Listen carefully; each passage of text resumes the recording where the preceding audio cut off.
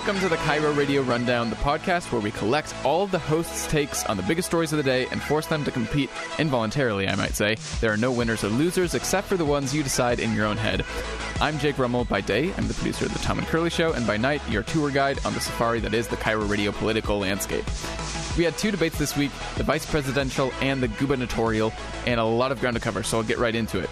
We will start with a VP debate. Here's G and Ursula on from 9 a.m. to noon, offering their grades for Vice President Mike Pence and Senator Kamala Harris. How do you grade them? I give Kamala an A minus.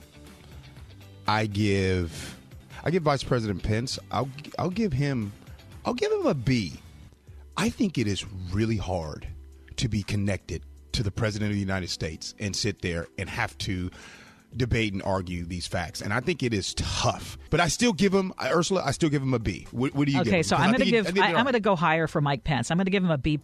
And I think he did everything that he could, given that he has a, kind of a, I want to say poop sandwich to deal with right now. But the things are as bad as they can get, and I think he did as well as he could. So I give him a B+. I only knock him down because he didn't answer many of the questions. So many times he just flat out didn't even answer what was asked. So that was annoying. That's the only reason I don't give him the same grade as Kamala Harris. I give her an A-. I think she played it safe. I think she could have gone after him even more on COVID because of the White House outbreak. But I also think that she looked formidable. I think that she had more to lose. John Curley on with Tom Tangney for your afternoon drive found watching the debate frustrating because he felt like the candidates were answering questions, but they weren't the ones being directed to them by the moderator. Let's talk about the big one that happened, the VP one, where, of course, nobody answered any questions. So I don't know whether they could hear Susan Page. Maybe that was the problem.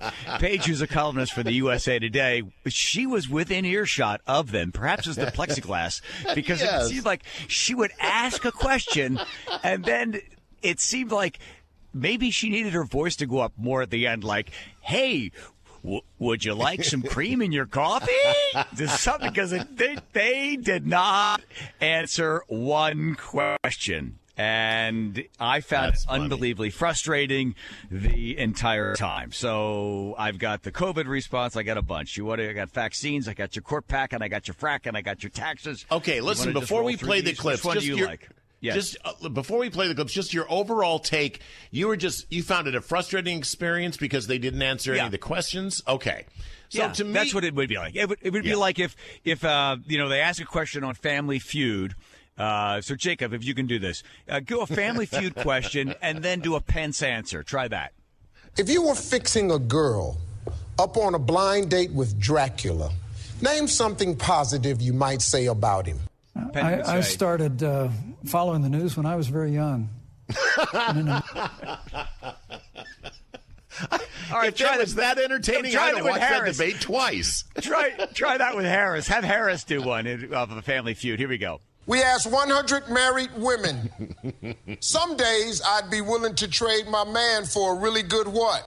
One of the reasons that Joe decided to run for president is after Charlottesville, which we talked about earlier. It so troubled him and upset him like it did all of us. Show me Charlottesville. Not as funny.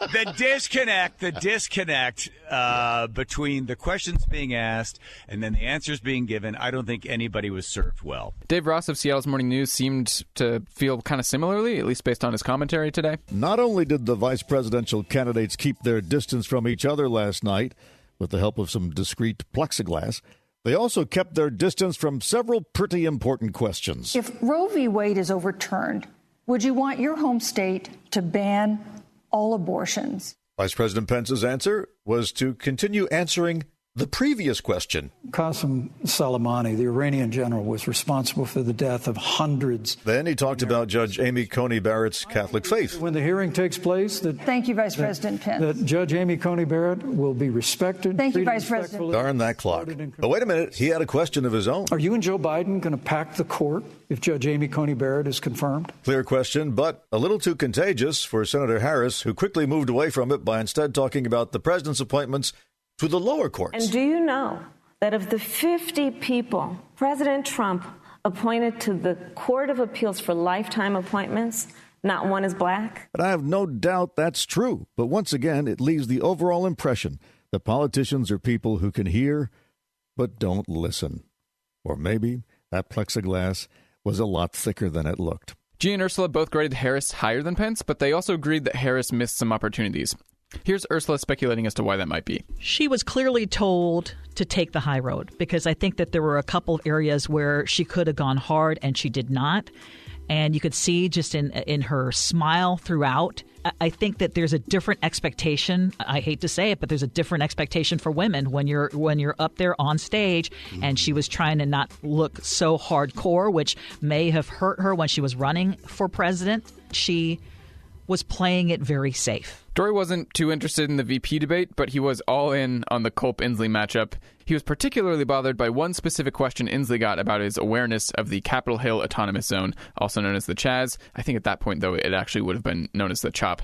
Here's the clip from the debate. Nearly 2 days after demonstrators took over an area outside the Seattle Police Department's East Precinct, dubbing it an autonomous zone, you claimed not to know about it.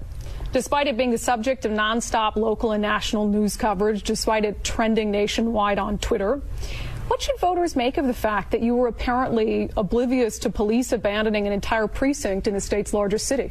You have 1 minute, 15 seconds. Yeah, well, listen, if you look at the facts of that situation, I could not have been oblivious to it because I actually deployed the Washington State National Guard. Sir, then why do you say you did not know about it? You'll have to go back and look at some quote. I can't comment on the quote right now, but I can tell you that what we did is to respond when cities, and the cities, of course, are the ones responsible for their initial security, and we support the cities. So if I made a misstatement, I made a misstatement, but clearly I did. That's why we sent troops. And here's Dori's subsequent fury. It was a misstatement. No, it was a blatant lie. He said, here, listen, here's his misstatement. I'd like to ask you about what's going on in Seattle. There's this thing called the Capitol Hill Autonomous Zone. What's your thought on that? The fact that the protesters have taken that over and not allowing people to come and go freely? Regarding the guard. Well, that's news to me, so I'll have to reserve any comment about it. I have not heard anything about that. That's a misstatement? No, that's a blatant lie. And he said last night, yeah, I knew all about it, and I was being briefed on it, and I sent in the National Guard. But that alone shows you the lying is just non-stop. I'll give Tom Tangney a quick chance to try to defend Inslee here. To be fair to Inslee, I don't know if his people listen to right-wing talk radio, but I mean that became this big, he doesn't know about it. When Brandy Cruz says nearly 2 days, does that mean 1 day?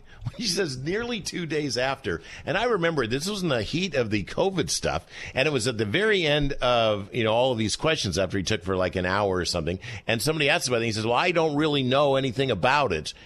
He was just sort of like end of a press conference kind of comment, and there's a, what do you mean you don't know anything about it?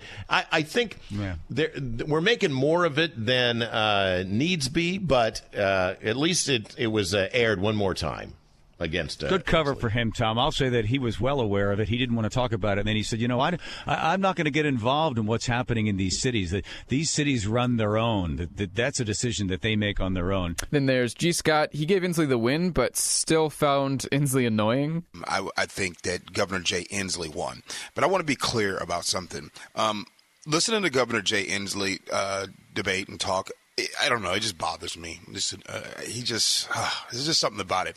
And when I was watching the debate last night with Governor Jay Inslee and Chief Culp, I was thinking to myself, and I was tweeting all night last night, and I was like, you know what? This is actually a time that I really would have wished that the Republican Party would have had a decent candidate, right? Someone that I can, okay, you know what? Those are some good points. My question is this really the best that the Republican Party can come up with Chief Culp? This isn't even funny at all. G's take was quite a bit different than John Curley's. Not a big surprise there. But there's one clip that John got very, very enthusiastic about. What you'll hear here is that clip followed immediately by John describing his reaction to it. I'm not running to be the leader of your business. I'm not running to be the leader of you. You the citizens will be the leaders of yourself, your family, and your business. I will be the governor that understands the servant role of the governor, and I will run the executive branch of the state government, and you will run your business and your life. That's the way it should be. That's the way a public servant should act. And at that point, I stood up and cheered at the Rick in Cle Elum, Tom. Yeah, I'm sure you did. We're going to end the show today with another one of our montages. If you've been listening very long, you might know I like putting music underneath, and I thought it'd be appropriate to go with the official anthem for the state of Washington, which before today I did not know existed. Washington, my home, wherever I may roam, this is my land, my native land, Washington, my home. How you grade their debate performance, I would say I actually gave Culp a higher grade. I would say a B or B+, and I say Inslee gets a B-.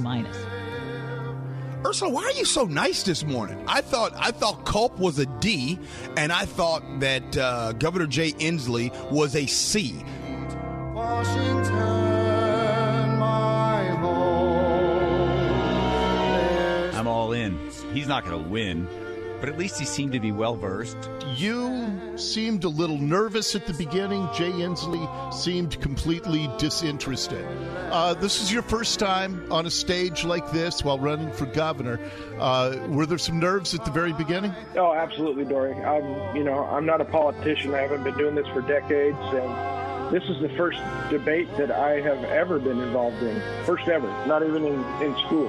I think if he had a thicker resume, he should run for legislature and then come back and, 5 years or so, 6 years, and try it. I thought everybody did a good job. I like the fact that both candidates are respectful of the time, and at least we got a chance to hear them answer questions, which we didn't get an hour earlier or a half hour earlier. At least they did try to answer the questions. Washington, my home, for you and me, a destiny.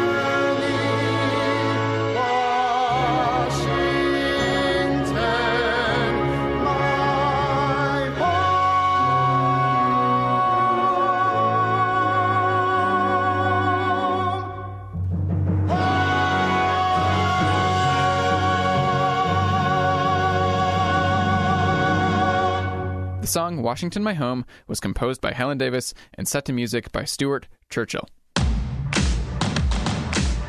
So, that's the KIRO Radio Rundown for October 8th, 2020.